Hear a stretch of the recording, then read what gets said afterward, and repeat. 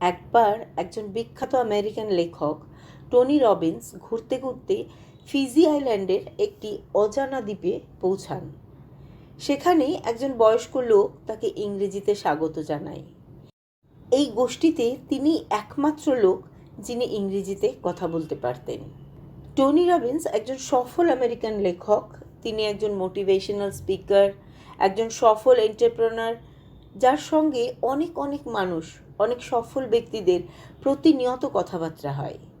কিন্তু তিনি বলেছেন এই দ্বীপে গিয়ে ওই মানুষগুলোকে দেখে তিনি ভীষণ অবাক হয়েছিলেন। তাদের বলতে গেলে কিছুই নেই, কিন্তু প্রত্যেকের মুখে একটা অদ্ভুত হাসি, একটা উৎসাহ, একটা জ্যোতি তিনি লক্ষ্য করেন। তারা তাকে চা খাওয়ার নিমন্ত্রণ জানান, একটা ছোট্ট চালার মধ্যে নিয়ে যান। তাদের বিশেষ কোনো জিনিসপত্র ছিল না, তাকে চাটাও একটা নারকেলের খোলের মধ্যে খেতে দেওয়া হয়।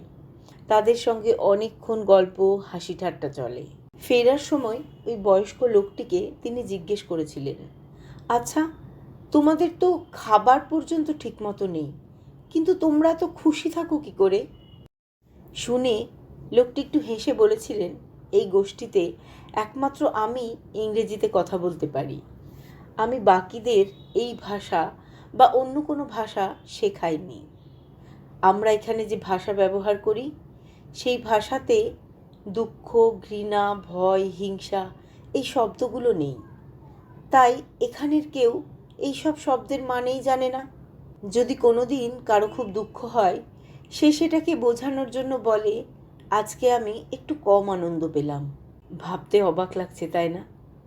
আসলে এটাই হলো মানুষের চিন্তা শক্তি, দৃষ্টিভঙ্গি, যা একটা গোটা গোষ্ঠীর জীবনযাত্রাকে প্রভাবিত করতে পারে, বদলে দিতে পারে।